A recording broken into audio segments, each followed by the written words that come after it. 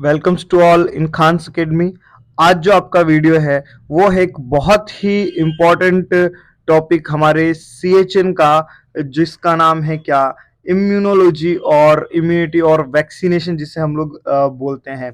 तो अगर हम बात करें कि इम्यूनोलॉजी क्या है, तो इम्यूनोलॉजी एक मेडिकल साइंस की एक ब्रांच है। मेडिकल साइंस की एक ब्रांच है जिसके अंदर हम क्या पढ़ते हैं, इम्यूनिटी के बारे में पढ़ते हैं।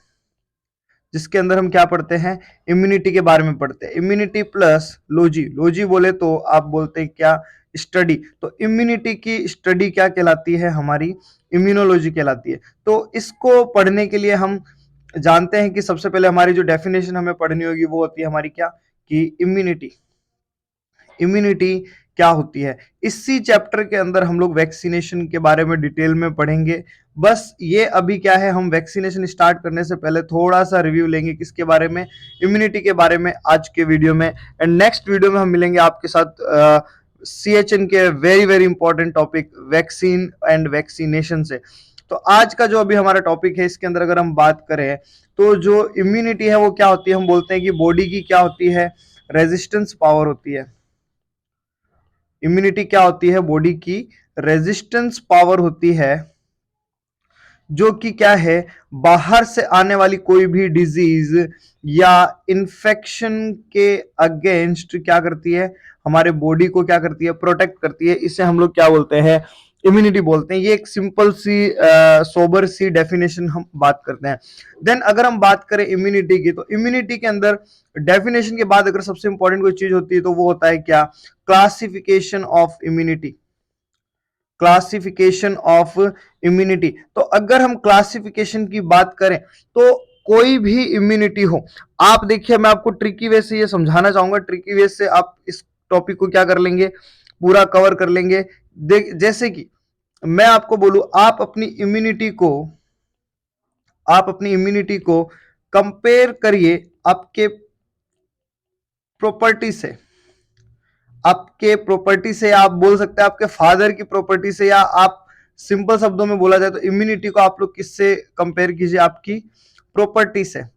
अब देखिए, आपकी जो प्रॉपर्टी है वो आपको किस किस तरीके से मिल सकती है, उसी तरह से आपको इम्यूनिटी भी मिल सकती है। जैसे कि आपकी प्रॉपर्टी है, आपको दो तरीके से मिलेगी, है ना। फॉर एग्जाम्पल, एक तो जिस दिन आप पैदा हुए आपके पापा से मिलने वाली, एक तो किससे मिलने वाली, पापा से मिलने वाली, कि आप भाई पैदा हुए, आप शर्मा जी के घर में पैदा हुए, तो शर्मा जी की प्रॉपर्टी आपकी उस दिन क्या ऑफिशियली क्या हो गई, मीन्स कि हाँ भी शर्मा जी की प्रॉपर्टी दो बच्चों में, तीन बच्चों में या एक बच्चे में बटेगी, जो कि हमने बोल दी कि भाई आपको मिली। इसके लिए आपको कोई मेहनत नहीं करनी पड़ी, कुछ नहीं, सीधा सीधा मिल गई जैसे ही आप पैदा हुए। दूसरी है प्रॉपर्टी, आप जो खुद क्या करेंगे, बाय करने वाले, जो आप खुद से क्या करेंगे, एक्वायर्ड करेंगे। तो उसी तरह से इम्यूनिटी भी दो टाइप की होती है आप लोगों की। एक होती है जो कि फादर से मिलती है, आप बोलते हैं जो बाय बर्थ मिलती है, यानी कि पहली इम्यूनिटी, आपकी जो इम्यूनिटी है, इम्यूनिटी भी दो टाइप की है। पहली जो मिलती है क्या, पैदा होने के साथ ही, जिसे हम बोलते हैं क्या, इन्नेट इम्यूनिटी। अब देखिए, इन्नेट इम्यूनिटी को आप बोलते हैं कि भाई जो इम्यूनिटी हमें कैसे मिली, बाय बर्थ मिली। जो इम्यूनिटी हमें क्या मिली, बाय बर्थ मिली। मैं आपको बोलना चाहूंगा आप इसके साथ एक वर्ड और जरूर ऐड करें, क्योंकि बाय बर्थ इम्यूनिटी, आप जब एक्वायर्ड इम्यूनिटी के अंदर आप जब पैसिव इम्यूनिटी पढ़ेंगे और पैसिव में भी नेचुरल पैसिव पढ़ेंगे, तो आपको वहां पे कंफ्यूजन क्रिएट कर सकता है ये। तो आप इन्नेट इम्यूनिटी को क्या बोले, बाय बर्थ, बाय गॉड। ये बाय बर्थ मां से मिलने वाली इम्यूनिटी नहीं है, ये बाय बर्थ भगवान से मिलने वाली इम्यूनिटी है।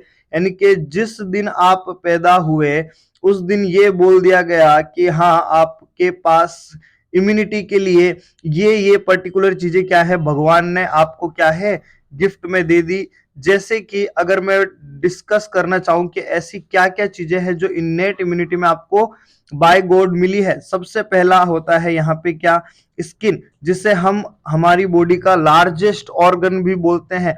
इसके लिए आपको कुछ करने की जरूरत नहीं पड़ी, ये ना हमें माँ से मिली है ना किसी और से, ये हमें किससे मिली है, गॉड से मिली है। क्योंकि प्रकृति में इंसान का जो फॉर्मेशन हुआ है, जो निर्माण हुआ है, वो ऐसे हुआ है कि वो स्किन के साथ ही पैदा होता है।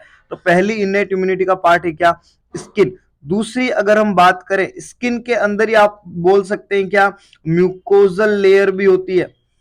म्यूकोजल लेयर भी एक तरह से क्या है, सरफेस लेवल पे अगर हम बोले स्किन और म्यूकोजल लेयर। उसके अलावा अगर हम बात करें तो भगवान ने जब ऑर्गन बनाया तो हर एक ऑर्गन में पहले से एक सेल सेव करके भेज दिया हमको, जिसे हम लोग बोलते हैं क्या, मैक्रोफेजेस। जिसे हम लोग क्या बोलते हैं, मैक्रोफेजेस बोलते हैं। आई होप आप लोगों को ये रिलेट कर पा रहे होंगे आप लोग इन सब चीजों को, है ना। Sorry for disturbance.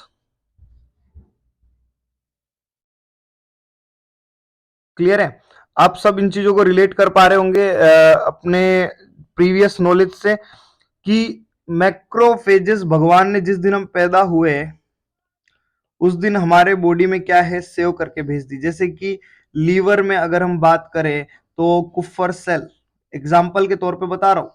लीवर में अगर हम बात करें तो कुफर सेल, किडनी में अगर बात करें तो मैसेंजियल सेल। ठीक है, तो इस तरह की लंग्स में बात करें तो डस्ट सेल। तो ये इस तरह की सारी इम्यूनिटी जो है क्या, हमें भगवान से मिली है। उसके बाद हम बात करें इननेट इम्यूनिटी के अंदर तीसरी चीज हम बोल सकते हैं क्या, सारी की सारी इन्फ्लामेटरी रिस्पॉन्स। जैसे ही इन्फेक्शन हुआ, फीवर आ गया, कोई फॉरेन पार्टिकल आपके नोस के थ्रू जाने लगा एयरवे में, तो आपको स्नीजिंग हो रही है, कफिंग हो रही है, ये सारी चीजें अब क्या आती है किसके अंदर, इन्फ्लामेटरी रिस्पॉन्स या बॉडी रिस्पॉन्स के अंदर, जो भी हमें क्या मिली है, इननेट इम्यूनिटी, यानी कि बाय बर्थ गॉड से मिली है। उसके बाद दूसरी इम्यूनिटी जो आपकी होती है, जिसे हम बोलते हैं क्या, इम्यूनिटी के दो टाइप में, एक तो हम लोगों ने डिस्कस कर लिया किसके बारे में, इननेट इम्यूनिटी के बारे में, जो कि किससे मिलती है, बाय बर्थ मिलती है और बाय गॉड मिलती है। फिर दूसरी, जिस तरह से आपने जो पापा से प्रॉपर्टी मिली वो तो इननेट दी, जो आप खुद से बाय करेंगे वो क्या होगी, एक्वायर्ड होगी। जो आप खुद से बाय करने वाले हैं एक्वायर्ड होगी। अब देखिए एक्वायर्ड इम्यूनिटी की एक स्पेशल बात होती है। एक्वायर्ड इम्यूनिटी बोलती है कि भैया मुझे तो किससे मतलब है, एंटीबॉडी से मतलब है, आप कैसे भी ला करके दे दो, मुझे बाकी कोई चीज से मतलब नहीं, मुझे सिर्फ एंटीबॉडी से मतलब है।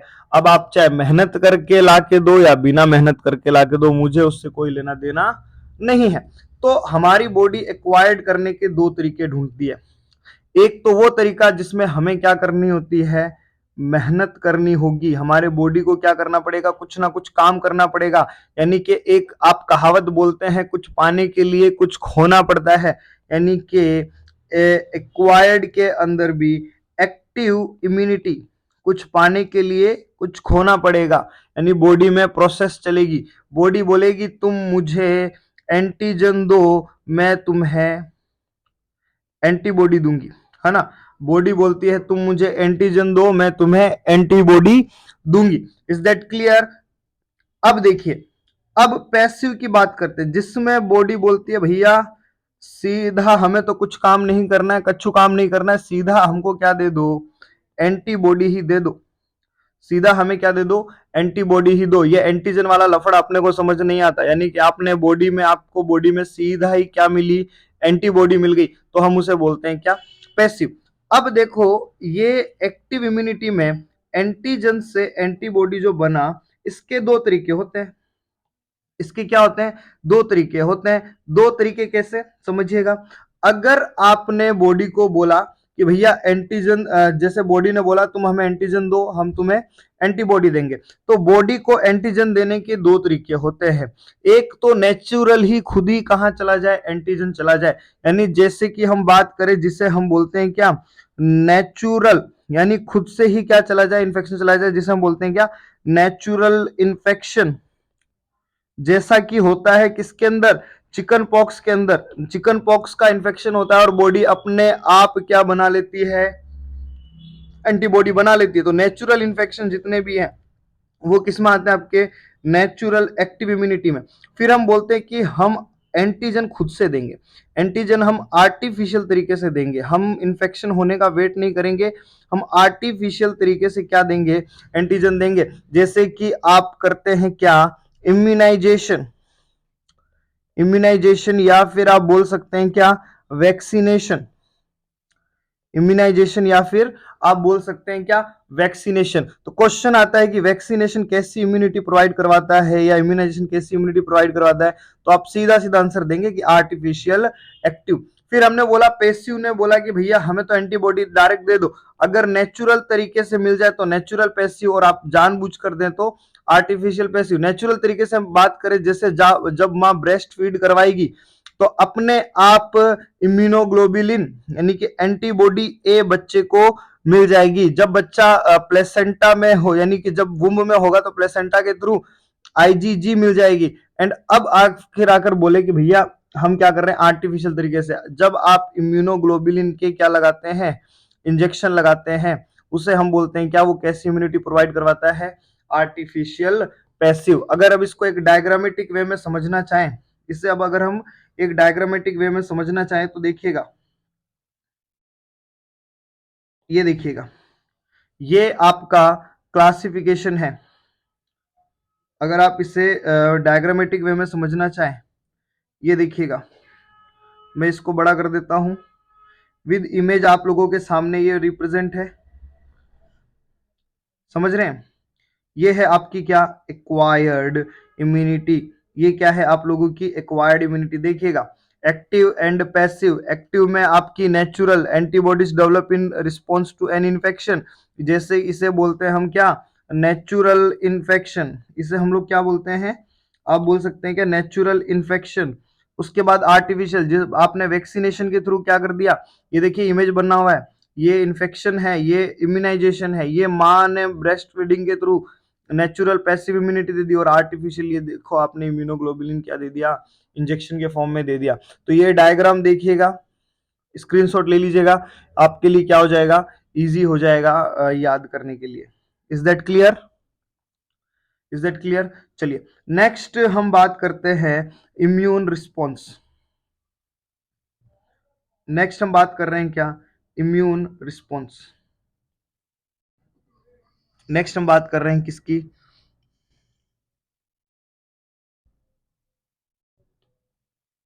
नेक्स्ट हम बात कर रहे हैं क्या, इम्यून रिस्पॉन्स। इम्यून रिस्पॉन्स, आपके बॉडी में इम्यून रिस्पॉन्स की अगर हम बात करें तो हमारी बॉडी में इम्यून रिस्पॉन्स दो टाइप का होता है। एक होता है, या इसे हम लोग इम्यून रिस्पॉन्स को हम बॉडी का क्या बोलते हैं, डिफेंस मैकेनिज्म भी बोलते हैं। इसे हम लोग क्या बोलते हैं, डिफेंस, डिफेंस मैकेनिज्म भी बोलते हैं। इससे हम लोग क्या, डिफेंस मैकेनिज्म भी बोलते हैं। इसमें आपके देखो दो टाइप के डिफेंस या दो टाइप के रिस्पॉन्स आपको देखने को मिलेंगे। दो टाइप के रिस्पॉन्स वो कौन कौन से हैं, सबसे पहला आपको इसमें देखने को मिलता है क्या, cellular defence, cellular defence. And जो दूसरा होता है आपका कौन सा, ह्यूमोरल डिफेंस, ह्यूमोरल डिफेंस। ये हम डिटेल में भी पढ़ेंगे, फिलहाल थोड़ा सा शॉर्ट में जाते हुए मैं आपको अगर एक्सप्लेन करना चाहूं तो देखिएगा, जैसे अगर हम इसमें सेल्स की बात करें, देखिए आपका जो सेल्यूलर डिफेंस और जो ह्यूमोरल डिफेंस, ये देखिएगा किस तरह से जो इम्यूनिटी के अंदर हमारी जो सेल्स हैं यानी कि ब्लड सेल्स का फॉर्मेशन होता है। सबसे पहले देखिए यहाँ पे किसका फॉर्मेशन हुआ, blood stem cell. Blood stem cell दो पार्ट में डिवाइड होगी, एक तो माइलोइड स्टेम सेल और दूसरी लिम्फोइड स्टेम सेल। तो जो आपकी माइलोइड स्टेम सेल होती है वो क्या होती है, आपके ब्लड सेल्स बनाने का काम करती है, जैसे कि कुछ डिवाइड हो जाती है रेड ब्लड सेल्स में, कुछ प्लेटलेट्स में, और कुछ माइलोब्लास्ट में डिवाइड हो जाती है, जो कि आगे किसका फॉर्मेशन करती है, ग्रेन्युलोसाइट्स, या आप सिंपल भाषा में बोले तो आपकी डब्ल्यूबीसीज का, यानी कि व्हाइट ब्लड सेल्स का, जो कि आपके किस में रिस्पॉन्स करती है, इम्यूनिटी के अंदर रिस्पॉन्स करती है, जैसे कि इयोसिनोफिल, न्यूट्रोफिल एंड आपकी बेसोफिल। देन जो कुछ आपके लिम्फोइड स्टेम सेल्स हैं वो क्या बनाती हैं आगे चल के, लिम्फोब्लास्ट बनाती है, और ये लिम्फोब्लास्ट आगे चल के किसमें डिवाइड हो गई, आपकी B lymphocyte, T lymphocyte and natural killer cells के अंदर। अब ये जो आपकी टी लिम्फोसाइट होती है, यही टी लिम्फोसाइट आगे चल के किसको मेंटेन करती है, आपकी टी लिम्फोसाइट क्या करती हैं, सेल्यूलर, सेल्यूलर डिफेंस को रेगुलेट करती है। किसको? सेलुलर डिफेंस को रेगुलेट करती है। और जो आपका ये सेलुलर डिफेंस है, इसके अंदर यही टी सेल आगे कितनी 4 टाइप में क्या होती हैं? डिवाइड हो जाती हैं। 4 टाइप की सेल्स का फॉर्मेशन करती हैं किसी भी इंफेक्शन के कंडीशन में। तो अब ये 4 टाइप की सेल्स कौन कौन सी होती है तो समझिएगा। सबसे पहली सेल होती है टी हेल्पर सेल। सबसे पहली सेल होती है सेलुलर डिफेंस में टी हेल्पर सेल। और ये टी हेल्पर जो सेल होती है, इसे आप आम भाषा में बोले तो ये क्या होती है? खबरी होती है। ये इसका इतना सा काम है, जैसे ही बॉडी में कोई इन्फेक्शन हुआ, ये पूरे के पूरे बॉडी में ढिंढोरा पीट देगी, भैया इन्फेक्शन आया, इन्फेक्शन आया, इन्फेक्शन आया। अब देखिएगा, जैसे टी हेल्पर सेल ने पूरा ढिंढोरा पीट दिया, खबरी की तरह खबर फैला दी, दूसरे नंबर की सेल आती है आप लोगों की टी किलर सेल। और इस टी किलर सेल को क्या आता है? सिर्फ मारना आता है। ये जाती है और जाकर के वहां पे तबाही मचाती है, अंधाधुंध तबाही मचाती है। इसको कोई मतलब नहीं है सेल अपनी है या फिर पराई है, बस मारना है, मतलब मारना है। इसी को साइटोटॉक्सिक सेल के नाम से भी जानते हैं, टी साइटोटॉक्सिक सेल के नाम से भी जानते हैं, या CD8 सेल भी यही होती है। अगर आपसे कोई पूछे CD8 4 कौन सी होती है, तो CD4 होती है आपकी टी हेल्पर। यानी कि जब HIV में हम बोलते हैं ना कि डिस्ट्रक्शन ऑफ CD8 4 सेल होता है, मतलब इसका ये होता है बॉडी के अंदर कोई खबर देने वाला नहीं आता, इन्फेक्शन आता है, पूरी तबाही मचा करके चले जाता है और इम्यून रिस्पॉन्स पड़ा का पड़ा रह जाता है। तो ये CD4 सेल बहुत इंपॉर्टेंट है HIV के अंदर। इसी का क्या होता है? डिस्ट्रक्शन होता है। ये बात आप सभी लोगों को पता है। देन टी किलर सेल को शांत करने के लिए, भैया ठीक है, तुमने एक्शन ले लिया, इम्यून रिस्पॉन्स जगा लिया, अब वापस से शांत हो जाओ। यानी कि टी किलर सेल को सप्रेस करने के लिए होती है हमारी क्या? T suppressor cell. T suppressor cell. Clear है? और अब आगे कभी ऐसी कंडीशन ना आए तो टी हेल्पर सेल में से ही कुछ सेल किस में डिवाइड हो जाती हैं? आपकी टी मेमोरी सेल्स के अंदर, टी मेमोरी सेल्स में। और ये टी मेमोरी सेल्स बॉडी में मेमोरी बना करके रख लेती है कि अब कभी दोबारा ये इन्फेक्शन आएगा तो बॉडी पर हार्मफुल इफेक्ट नहीं पड़ेगा। यानी कि आप बोल सकते हैं एक तरह से क्या मेमोरी बन गई है या इम्यूनिटी बन गई है। Is that clear? तो ये होता है हमारा क्या? T memory cell. अब एक टी सेल का, टी लिम्फोसाइट का एक इंपॉर्टेंट क्वेश्चन और आता है, वो भी डिस्कस कर लेते हैं। CHO एग्जाम के हिसाब से बहुत इंपॉर्टेंट है। टी लिम्फोसाइट का एक क्वेश्चन आता है कि फॉर्मेशन कहां होता है? तो टी लिम्फोसाइट का फॉर्मेशन जो होता है वो होता है बोन मेरो में। वो कहां होता है? बोन मेरो के अंदर। और इसका मैच्योरेशन कहां होता है? इसका मैच्योरेशन होता है थाइमस के अंदर। तो याद रख सकते हो T4 थाइमस। मैच्योरेशन कहां होगा? थाइमस में। फॉर्मेशन कहां होगा? बोन मेरो के अंदर। अब ये देख लीजिए, ये हो गई हमारी क्या? टी लिम्फोसाइट, जो कि कौन सा डिफेंस? Cellular defence. इसे अर्ली डिफेंस के नाम से भी जानते हैं, इससे अर्ली डिफेंस के नाम से भी हम लोग जानते हैं। इसके बाद आती है हमारी बी लिम्फोसाइट। आपकी जो बी लिम्फोसाइट होती है, जनरली बी लिम्फोसाइट यहाँ पे देखते डिस्कस करते हैं इसके बारे में। जो आपकी बी लिम्फोसाइट होती है, ये रेगुलेट करती है किसको? बी लिम्फोसाइट जो होती है, ये रेगुलेट करती है किसको? हमारा लेट डिफेंस। लेट डिफेंस, जिससे हम लोग क्या बोलते हैं? Humoral defence. जिसे हम लोग क्या बोलते हैं? Humoral defence. और ये ह्यूमोरल डिफेंस के अंदर जो हमारी बी लिम्फोसाइट होती है, वो कैसी होती है? बी लिम्फोसाइट बॉडी में जनरली किस फॉर्म में होती है? इनएक्टिवेटेड फॉर्म में। इनएक्टिवेटेड फॉर्म के अंदर होती है। और ये इनएक्टिवेटेड सेल्स एक्टिव होती है जैसे ही क्या होता है? इन्फेक्शन आता है। जैसे ही क्या आता है? इन्फेक्शन आता है, ये सेल क्या होती हैं? एक्टिवेटेड होकर के क्या होती हैं? प्रोलिफरेशन करके लास्ट में जो इंपॉर्टेंट प्रोडक्ट होता है वो बनाती है क्या? Plasma cell. और हमारा जो ह्यूमोरल डिफेंस है वो एक्ट करता है किसके थ्रू? इन्हीं प्लाज्मा सेल्स के थ्रू। क्लियर है? आपका जो ह्यूमोरल डिफेंस है वो किसके थ्रू एक्ट करता है? इन्हीं प्लाज्मा सेल्स के थ्रू। और यही प्लाज्मा सेल्स आगे चल करके क्या होती हैं? डिफ्रेंशिएट होती है किसके अंदर? किसमें डिफ्रेंशिएट होती हैं? अगर हम बात करें, डिफ्रेंशिएट होती है इम्यूनोग्लोबुलिन जी, यानी कि IgG, IgA, IgM,